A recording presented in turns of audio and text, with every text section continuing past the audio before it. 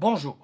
Au travers de cette nouvelle vidéo, je vous propose de découvrir comment intégrer les enjeux de mobilité dans un outil de planification urbaine. Pour illustrer mon propos, je vais à nouveau m'appuyer sur le document de planification urbaine élaboré par Urbaplan et Transitec pour la métropole de Porto Novo au Bénin, le SDU 2035. Cette étude est récente puisque réalisée en 2020 et 2023. Elle a également impliqué le bureau Studio 2AP. Cette étude s'inscrit dans le cadre du projet Porto Novo Ville Verte sur un financement de l'Agence française de développement. Comme on le voit sur cette carte, l'agglomération de Porto Novo prend place dans la vaste conurbation littorale du golfe de Guinée, qui va d'Abidjan à Lagos. À l'échelle béninoise, la métropole de Porto Novo se trouve dans l'aire d'influence de la capitale économique Cotonou, comme illustré sur cette figure. Si je me permets de dédier l'intégralité d'une vidéo à cette seule problématique, c'est que beaucoup trop souvent, les enjeux de mobilité ne sont guère appréhendés dans les documents d'urbanisme. C'est révélateur, mais aujourd'hui encore, la majorité des appels d'offres pour des schémas directeurs d'urbanisme ne prévoient pas d'ingénieur mobilité. Très sincèrement, c'est simplement consternant. Ce module se donne 4 objectifs. Je souhaite tout d'abord que vous soyez capable de justifier l'intérêt d'intégrer une expertise de mobilité urbaine au sein de l'équipe chargée d'élaborer un SDU. Ensuite, que vous soyez capable d'énumérer les différents aspects de la mobilité qui doivent être analysés au stade du diagnostic d'un SDU. Troisièmement, que vous puissiez décrire comment appréhender les enjeux de la mobilité dans chacune des étapes d'élaboration d'un SDU. Enfin, que vous soyez en mesure d'argumenter pourquoi l'intégration de cet enjeu est désormais indispensable dans un SDU. Je vais vous présenter comment les enjeux de mobilité ont été pris en compte à chacune des étapes de l'élaboration du schéma directeur d'urbanisme de Porto Novo. Allons-y. Au niveau du diagnostic, en termes de mobilité, nous nous sommes posé différentes questions. Premièrement, comment la métropole de Porto Novo s'insère-t-elle dans la mobilité régionale?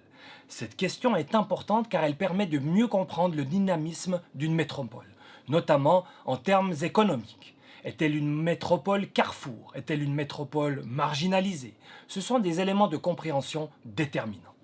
Deuxièmement, quels sont les pôles d'échange les plus importants à Porto Novo? Les pôles d'échange, ce sont des gares routières, des gares ferroviaires, des ports, des débarcadères. D'un point de vue urbanistique, ce sont des lieux d'effervescence, des lieux moteurs pour le développement de la ville. C'est valable en Afrique comme en Europe. Ensuite, nos collègues de Transitec ont fait des comptages pour apprécier les flux de trafic actuels au sein de la métropole. Il s'agit d'identifier les principaux points noirs dans la ville. Enfin, nous avons étudié la hiérarchie actuelle du réseau viaire. Ce réseau est le squelette qui porte la métropole. Est-il performant?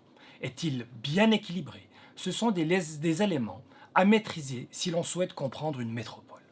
Enfin, comme pour tout diagnostic, ces différentes investigations doivent nous permettre de lister les grands enjeux qui doivent être appréhendés à Porto Novo en termes de mobilité. Concernant l'insertion dans la mobilité régionale, il s'avère que Porto Novo se situe aujourd'hui légèrement à l'écart des corridors de circulation nationaux et internationaux.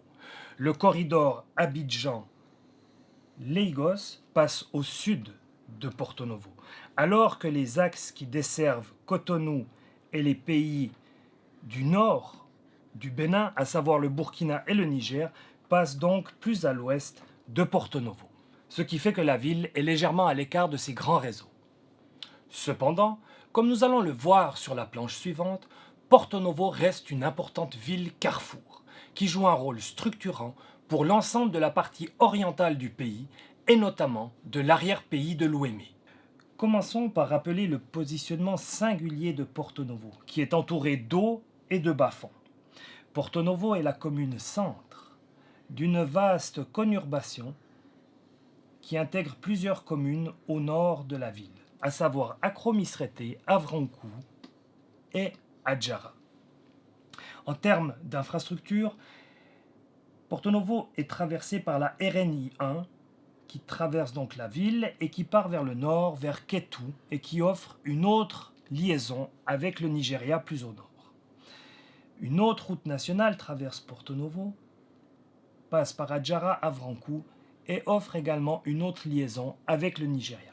Enfin, une voie structurante en cul-de-sac dessert le débarcadère de Médidionou qui offre également une liaison avec le Nigeria. En termes lagunaires, Porto Novo occupe une situation stratégique qui lui permet de desservir des destinations béninoises à l'ouest, Cotonou ou Abomey-Calavi, ainsi que Lagos à l'est. Donc une position de ville-carrefour. En tant que ville-carrefour, Porto Novo comprend différents pôles d'échange, à savoir des gares routières et des débarcadères lagunaires. C'est ce que nous allons découvrir sur la planche suivante. Porto Novo abrite plusieurs pôles d'échange. Il s'agit tout d'abord de 3 débarcadères. Le débarcadère de Djassin, qui offre des liaisons sur les villes béninoises situées plus à l'ouest, notamment Cotonou. Il s'agit du débarcadère de la Douane, qui permet et qui offre des liaisons en direction de Lagos, et du débarcadère de Médidionou, qui offre une liaison courte distance avec le Nigeria. Enfin, nous avons des gares routières. Porto Novo comprend plusieurs petites gares routières et n'a pas une gare routière majeure. Ces petites gares routières sont situées dans le centre-ville et desservent différentes localités. Lorsqu'elles sont au nord, les destinations du nord, et lorsqu'elles sont au sud, les destinations du sud. Pour reprendre la terminologie exacte, il s'agit de pôles d'échange multimodaux, à savoir des points de rupture où marchandises et personnes changent de mode de transport. Ce sont des points névralgiques au sein du tissu urbain, à Porto Novo comme dans n'importe quelle métropole. Le débarcadère de Djassin est le plus dynamique. Il ne dessert que des destinations béninoises plus à l'ouest de Porto Novo. Cette photo a été prise au niveau du débarcadère de la Douane, une infrastructure très sommaire qui fait que les transbordements se font dans de piètres conditions. Le débarcadère de Médidionou se trouve à quelques centaines de mètres de la frontière nigériane. Même lorsque la frontière fut officiellement fermée entre les deux pays, les échanges transfrontaliers y sont restés très intenses. Ces équipements génèrent un grand nombre d'activités connexes.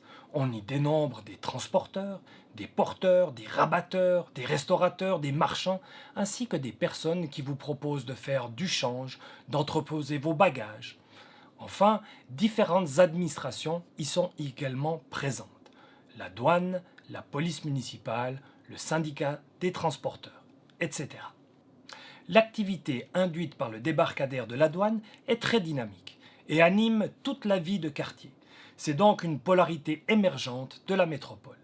Il en est de même à Djassin, où un marché dynamique, spécialisé dans les produits vivriers et de la pêche, s'y est développé, comme on le voit sur cette photo. Concernant les flux de mobilité, nos collègues de Transitec ont procédé à différents comptages. Ces derniers font apparaître les points suivants. Tout d'abord, les flux d'échange avec les communes du sud, Semipodji et Cotonou, représentent 27% des flux. Nous avons donc un vrai phénomène de pendularisme avec la capitale économique. Avec 19%, les flux en lien avec les communes du nord ne sont pas en reste non plus. Il y a donc bien un pouvoir d'attraction de Porto Novo sur sa couronne septentrionale. La part de transit, 15%, est relativement modeste, mais génère tout de même des externalités négatives. Le reste des flux, 39%, concerne les déplacements internes à la ville. Cette planche nous donne les charges de trafic. Les ordres de grandeur à retenir sont les suivants. Les flux atteignent 80 000 véhicules jour en traversée de Porto Novo sur la RN1. À l'entrée de la ville, on compte 55 000 véhicules jour. Sur ces 55 000 véhicules jour, 95% proviennent de Cotonou et uniquement 5% de Lagos. Donc on voit que les relations organiques entre Porto Novo et Lagos restent modestes. Même chose sur cet important axe, on voit que 75% des véhicules montent sur Porto Novo et uniquement 25% poursuivent leur route sur Lagos. Il est important de cerner ces flux de trafic pour bien comprendre le fonctionnement de la métropole de Porto Novo. Un point névralgique pour Porto Novo est la traversée de sa lagune. En effet, un seul pont, vétuste et sous-calibré, comme on le voit sur cette photo, constitue son seul lien avec le sud, notamment la capitale économique Cotonou. Ce graphique met en évidence le pendularisme entre Porto Novo et Cotonou, ce qui génère des charges de trafic problématiques au niveau du pont. Elles dépassent les seuils de gêne et de saturation, le matin en direction de Cotonou et le soir dans le sens rentrant en direction de Porto Novo. Analysons maintenant les modes de déplacement. Tout le monde le sait, le Bénin est le royaume des mototaxis, les fameux Emidjan. Comme on va le voir, Porto Novo est elle-même fidèle à cette réputation. Le graphique de gauche concerne les véhicules dénombrés et le graphique de droite les personnes transportées. Il s'agit de comptages effectués sur l'axe principal de la ville. Comme on le voit sur le graphique de gauche, les 2/3 des véhicules sont des motos. Viennent ensuite les voitures, qui représentent un peu moins d'1/4 des véhicules. Enfin, tant les taxis que les minibus n'atteignent pas les 10%. De manière assez déconcertante, on constate l'absence de véhicules capacitaires, puisque les bus et les cars sont totalement absents. Il en est de même des vélos. L'absence de véhicules capacitaires découle de l'absence d'offres de transport urbain modernes et performants. Le graphique de droite, dédié aux personnes transportées, montre une répartition à parts égales entre les motos, les minibus et les véhicules, qu'il s'agisse de voitures individuelles ou de taxis. Comme on le voit sur cette planche, les motos sont omniprésentes à Porto Novo.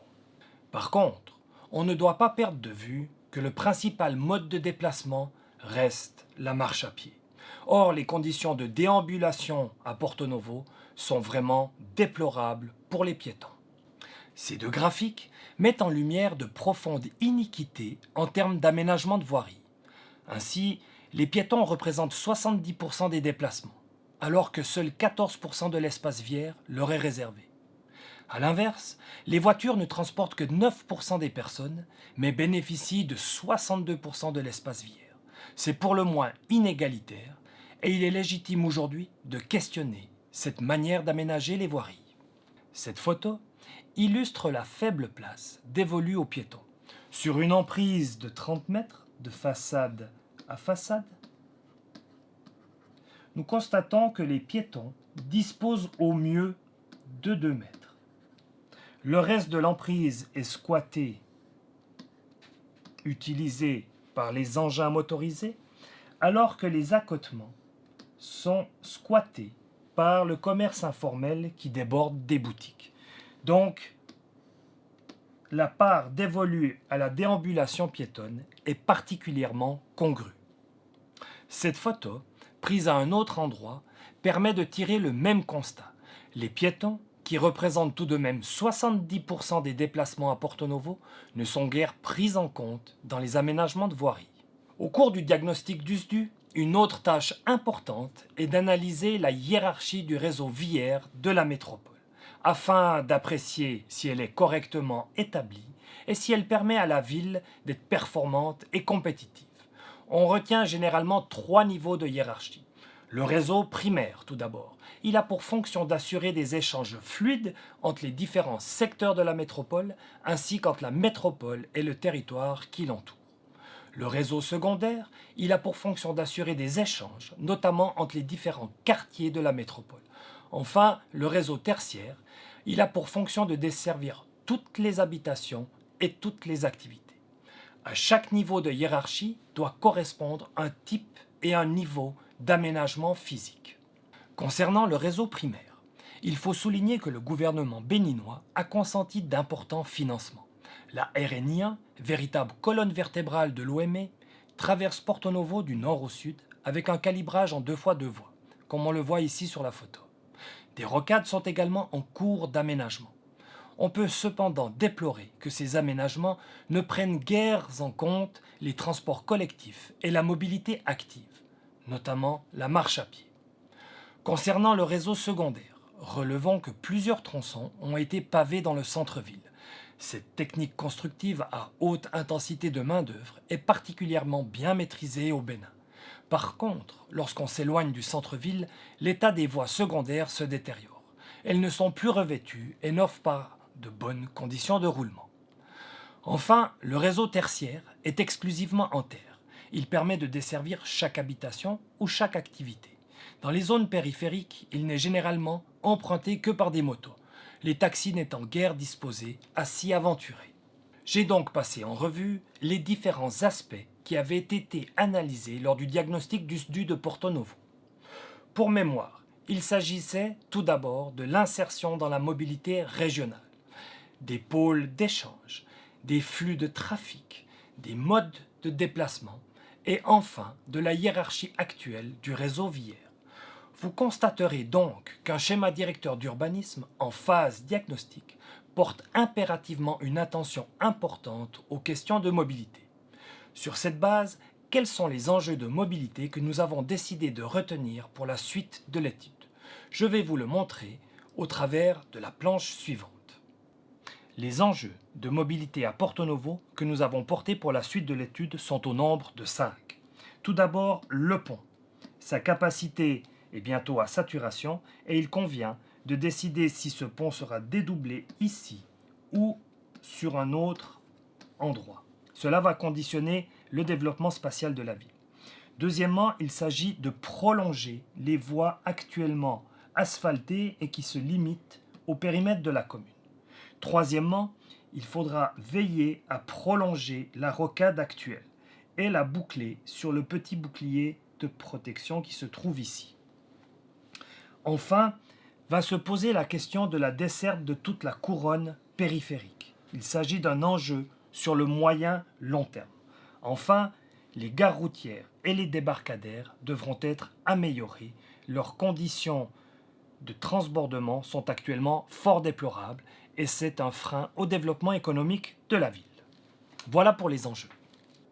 Souvenez-vous, la phase suivante de l'élaboration du SDU consiste à définir des orientations stratégiques. À Porto Novo, l'une d'entre elles est dévolue à la mobilité. Elle s'intitule « Promouvoir une mobilité durable ». Je vous énumère ces aspects et vous les expliquerai ensuite sur un croquis illustratif. Ces orientations sont les suivantes. Tout d'abord, compléter le réseau primaire actuel et le prolonger dans les communes voisines. Deuxièmement, échelonner la viabilisation et le désenclavement des zones périphériques. Troisièmement, renforcer le caractère urbain des réseaux primaires et secondaires. Ensuite, développer le transport collectif et enfin, développer le transport lagunaire. Toutes ces orientations figurent dans le croquis que vous avez là. Première préoccupation consiste à prolonger la rocade. La deuxième préoccupation consiste à prolonger dans les communes périphériques l'effort de viabilisation qui a été fait ces dernières années sur Porto Novo. Ensuite, il s'agit de desservir toute la couronne de manière échelonnée en ouvrant tout d'abord cette grande rocade, puis à un horizon plus lointain, celle-ci. Enfin, sur ce croquis sont également illustrés les enjeux liés aux débarcadères et aux transports fluviaux lagunaires par ces flèches bleues. Aujourd'hui, la population de toute la métropole est tributaire du centre-ville pour satisfaire ses besoins courants. Cette dépendance génère de nombreuses externalités négatives. Pollution, congestion, transport peu pratique, durée de déplacement en augmentation, etc. Pour y remédier, une autre orientation du SDU préconise de renforcer les polarités secondaires.